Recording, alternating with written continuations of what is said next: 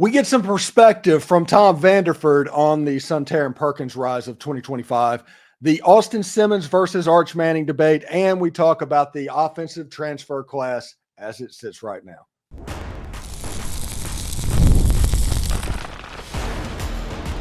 You are Locked On Ole Miss, your daily podcast on the Ole Miss Rebels, part of the Locked On Podcast Network, your team every day.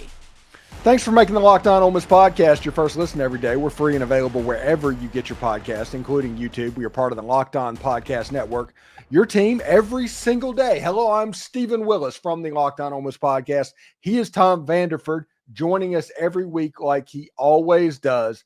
And what we're going to do on today's show is we're going to kind of recap some of the topics that I talked about last week and get Tom's perspective on that. And we're going to talk a little bit about the transfer portal window since it officially closes for Ole Miss tomorrow. That being the last day, and since we're not hearing names at the moment, we can go ahead and talk about it with a degree of finality. Anyway, Tom, how you doing, buddy? Hey, I'm doing awesome, man. Man, I was sitting here thinking on Friday's show, and with Walter Nolan and Princely Amon-Mielon and Jared Ivey and JJ Pegues and Chris Paul and Trey Amos and all of those guys showing out at their respected all-star games, it's interesting that everybody is kind of like, okay, we're going to take Ole Miss and set them over here because they're obviously not going to be good because they're losing all of those pieces. I don't think they realize how much Ole Miss rotated and how little all of those guys ended up playing. And Ole Miss is likely returning an SEC Defensive Player of the Year candidate in Suntarine Perkins.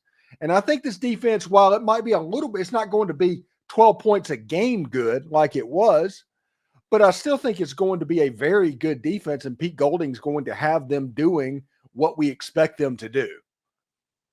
I agree. One of the things that I think the national pundits are guilty of is, decades past, they would have been correct. There's no way that we would have been able to reload with the defensive talent that they're seeing in these bowl games. But that was before Lane Kiffin and before the transfer portal. I think that we're going to have a very sound defense in 2025. Yeah, and there is no, like everybody says, the transfer portal, there's no Walter Nolan. There is no Princely Amon-Mielon. There is no players like that to hang your hat on. And you know what? Whenever people say that, they are correct. But the problem with their logic is Ole Miss isn't swimming in those waters this year like they were a year ago. The Princely Amon-Mielon that they absolutely had to have last year, Suntarine Perkins is that Princely Amon-Mielon. He fills that role. And then they went out and got Prince Will Amon-Mielon to kind of be the Suntarine Perkins of the group. And then the Walter Nolan. Everybody looks at what Walter Nolan is because, honestly, there's certain plays on the defensive line. He just went Thor on people and did whatever he wanted to do. But Ole Miss is going to be good on the defensive line because of the defensive line class that they recruited 2 years ago. Jam Brown was a freshman All-American player. Akello Stone, he's played a ton. Xavier Harris has played a ton. When you look at the players like William Eccles in the middle of the defense, the true defensive tackles that are lining up in this defense, Ole Miss has as much experience as they need. And then you add a Suntarine Perkins, Prince Will Amon-Mielon, Cam Franklin, who was a 5-star in the 2023 class, and add a Deshaun Womack. I think Ole Miss's front seven has a chance to be just as salty as it was a year ago, but look completely different, if that makes sense. Oh, I agree. You get back to Eccles. Eccles was rated by at least one service as the best player in Mississippi the same year that we got Cam Franklin. So, and I think we got Jam Brown that year too. So it's just amazing.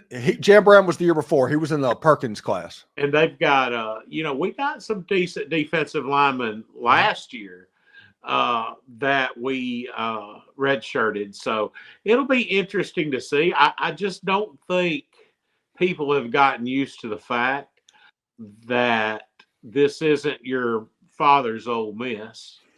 they're not comfortable with Ole Miss being a team that can win 3 10-win seasons in 4 years. They are not comfortable with that at the moment. And it's almost at the point where Lane Kiffin deserves the benefit of the doubt for the next season coming up. Oh, yeah, definitely. Yeah. Yeah. I think, we're switching over to the offensive side of the ball.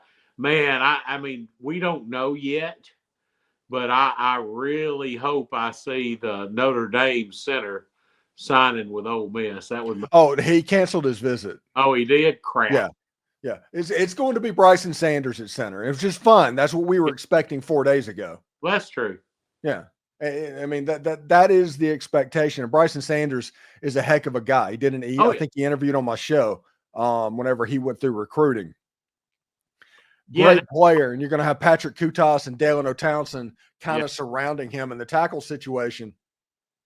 I genuinely think the coaches are very happy with what the tackle situation is at Ole Miss, because you haven't even heard of, other than some long-term options, Ole Miss even swimming in those waters. Right. So I think Diego Pounds and Jaden Williams, that's kind of the deal at offensive line. Well, I mean, Jaden Williams has got superstar written all over him if he can stay healthy. Yes, which he hasn't the last 2 years. Yeah, that's always been his issue. And Diego Pounds is solid. So I'm pretty happy with all of it. I'm happy with our running backs. I'm happy with the receivers. God bless America that we have receivers. Tight ends galore. Things are looking good. And I don't think people, you see all the pundits for the preseason SEC rankings of quarterbacks. And, they're not giving Austin Simmons his due, but that's okay. No. And they're over giving Arch Manning his due. Oh, now, yeah. I like Arch, and of course I'm an Ole Miss fan, so the Manning name carries some weight to me. Yeah. And Austin Simmons is going to inevitably be compared to Arch Manning this season. It's just going to happen because of that last name. Yeah. But if we do an apples to apples comparison, both players played about, 10 snaps, we'll say, against Georgia this season at home. It's a direct apples to apples comparison. Arch Manning was like 3 of 6 for 10 yards and 4 rushes for -1 yards and had a bad fumble and a whole big problem. Austin Simmons had a similar situation where he was thrust in after an injury to where he had to come in and play, and proceeded to go like 6 of 7 for 70 yards and led them down for a tying touchdown that ultimately allowed Ole Miss to take that game over. That's caused a ton of hype in the Ole Miss fan base. Oh, yeah. I've talked on the show on Friday that the last Ole Miss quarterback that was hyped this much was Eli. Yeah, you're right. Remember when, and no disrespect to Romero, but I can remember the Music City Bowl where, West Virginia was beating it was cold. They were beating the fire out of us, and then they put Eli in there, and geez, I think it was 4 touchdowns, in mop-up duty, and we were like, oh my gosh, this is awesome. I think he's, especially at this stage, I think he's just as polished as Eli was. I really do. Yeah, and that was my wedding night, by the way. And I got married in Middle Tennessee, but I did not go to the game because it was frigid, man. There was ice everywhere up there. Yeah. It was a mess. But yeah, it's a situation to where the Manning names, you can even take the part where the big goal for Austin Simmons this year, I talked about this as well, was to kind of have a T. Martin type season, who replaced Peyton Manning, who was Tennessee's generational quarterback, like Jackson Dart, that Austin Simmons is doing. There's so many parallels between Austin Simmons and the Manning name. And I'm looking forward to basically talking about that over, honestly, the next 12 months. Yeah. But it should be pretty great, because when we come back, we are going to talk to Tom about the transfer portal class, and we're kind of just going to talk about the 2025 season, because I'm going to be honest, Tom kind of broached the subject a little bit, but Lane Kiffin has more toys potentially in his toy box than he has ever had. Anyway, stick around for that. Attending NFL playoff games, it's an experience like no other. The energy, the excitement, the camaraderie with other fans, that's absolutely unmatched. I'll never forget the thrill of watching my favorite team clinch a playoff victory live. It's a moment that I'll cherish forever. This year, Game Time makes it even easier to create those unforgettable memories with their new feature, Game Time Picks. It cuts through the clutter and shows you only the best deals on the greatest seats so you can focus on what really matters, and that is actually being at the game. I recently used Game Time Picks to snag tickets for an upcoming concert, and it was such a breeze. I found a super deal that gave me an amazing value for incredible seats. One of my favorite features, it was being able to preview the seat view before buying. So helpful. Plus, with their all-in pricing, there was no surprise fees at checkout. And the Game Time guarantee gave me total peace of mind knowing my tickets were going to be secured and delivered on time. So take the guesswork out of buying tickets with Game Time. Download the Game Time app, create an account, and use code LOCKEDONCollege for $20 off your first purchase. Terms apply. Again, create an account and redeem code LOCKEDONCOLLEGE for $20 off. Download Game Time today. Last minute tickets, lowest price, guaranteed. All right, let's go back to Tom Vanderford and talk a little bit about that 2025 season. And offensively, we talked about it just a little bit with the offensive line and all that. But when you add the pieces that Ole Miss has added in the running back room, they're going to have looks like a healthy Logan Diggs, who flashed a little bit in the Gator Bowl. They're going to have Shakai Mills-Knight, who at the Navy All-American Bowl, 220 pounds. He's going to be just a man-child. You have Trey Hall. You have Kewan Lacey. You have Jordan Simmons. The running back room is in good shape because at sixth string is Dominique Thomas, who many people would say was the backup last season with what he did. So that's just an example of the toys that Lane Kiffin has accumulated in this transfer portal window. Now, he still has to develop them. Somebody has to step up, and they have to figure out how to use them effectively. Right. Yeah. You just talked to you did a real good job with the running backs, but I mean, look at our tight ends. Mm-hmm. We got Daquan, we got the kid from Arkansas. We've got a lot of talent at that tight end position. I know. I think we got a kid from New Mexico late that was supposed to be pretty good. And you've got him up there now, and I'm glad you put Odom up there because Odom to me is screams of a Evan Ingram type tight end. Yeah, he's either a flex tight end or a jumbo receiver. I don't know what I'm willing to call him yet. Right. I think Ole Miss is going to list him on the roster as a wide receiver. Yeah. But that doesn't mean they're not going to use him like a tight end because he can be used. You have a situation with Caleb Odom and Trace Bruckler and Daquan Wright and Luke Hasz to where this offense can kind of shift seamlessly without substituting between plays that need 13 personnel, 12 personnel, 11 personnel, and 10 personnel.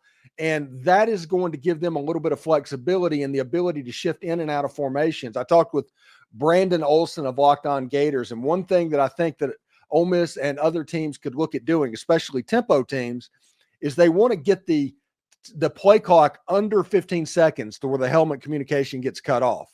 So Ole Miss might line up in a situation, they don't substitute, and they get up on the ball as normal as they always do.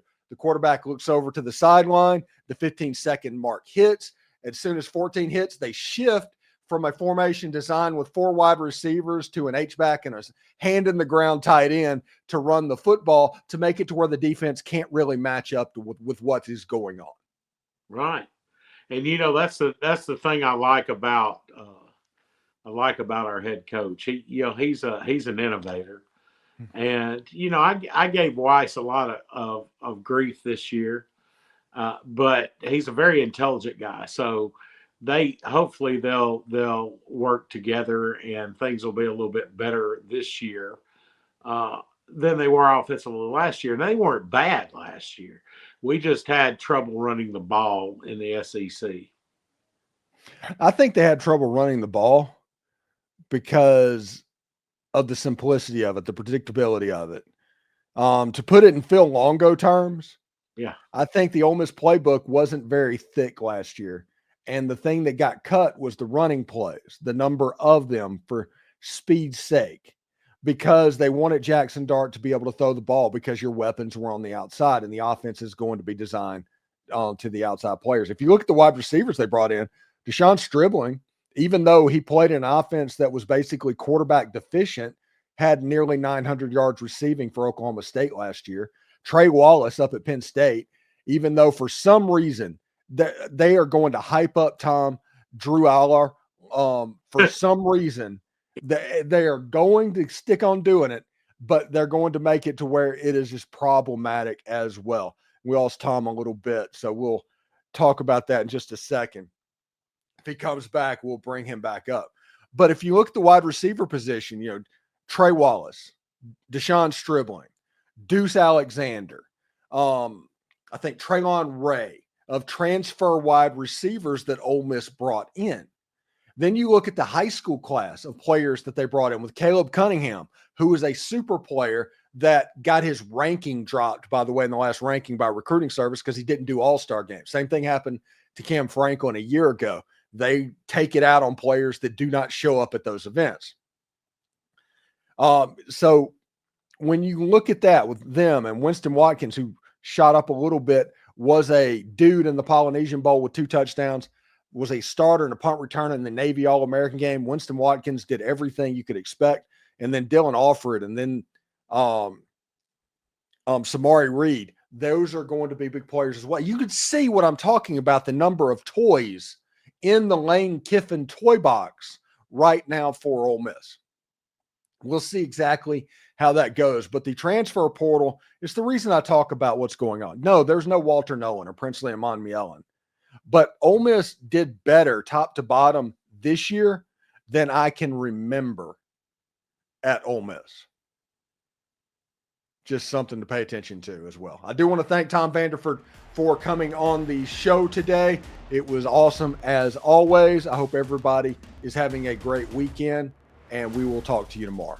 Hotty toddy, everyone.